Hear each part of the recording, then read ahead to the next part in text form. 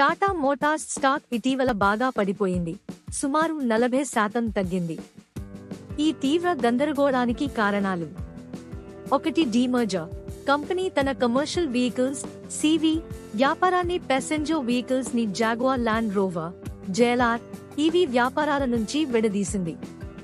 ఈ స్ట్రక్చరల్ మార్పు వల్ల స్టాక్ స్ప్లిట్ అయ్యింది. వాల్యూ తగ్గలేదు, కానీ షేర్ ప్రైస్ లో తాత్కాలిక తగ్గుదల వచ్చింది. 2. జేఎల్ఆర్ సవాళ్లు. జాగ్వార్ ల్యాండ్ రోవర్ విభాగానికి యుఎస్ టారిఫ్లు, లెగసీ జాగ్వార్ మోడల్స్ ఫిసౌట్, ఇంకా యూకేలో సైబర్ సేవలు నిలిచిపోయి ఉండటం వంటివి సవాళ్లుగా మారాయి. 3. Domestic demand and competition.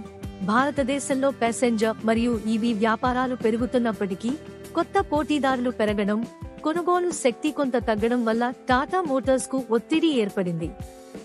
Maruti, Hyundai లాంటి కంపెనీలు కూడా బలమైన పోటీ ఇస్తున్నాయి.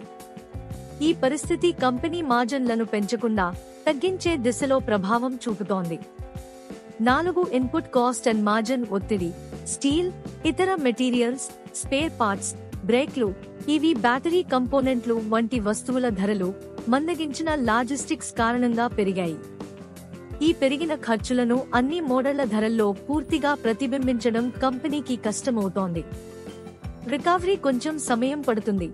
ఈ మార్పులు, ముఖ్యంగా డీమర్జర్ అమలు, డెలివరీలు మరియు జేఎల్ఆర్ ఈవీ మోడల్ ట్రాన్సిషన్ పూర్తిగా స్థిరపడటానికి కనీసం 6 నుంచి 12 నెలలు పడుతుందని విశ్లేషకులు భావిస్తున్నారు. పాజిటివ్ సిగ్నల్స్ కూడా ఉన్నాయి.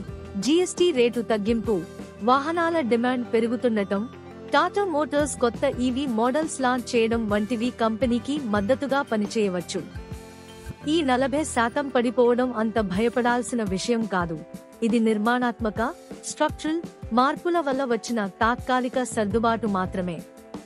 సరైన వ్యూహాలు, అమలు, పరిశ్రమ పరిస్థితులు ఉన్నంతవరకు భవిష్యత్తులో వృద్ధి అవకాశాలు ఇంకా బలంగా ఉన్నాయి.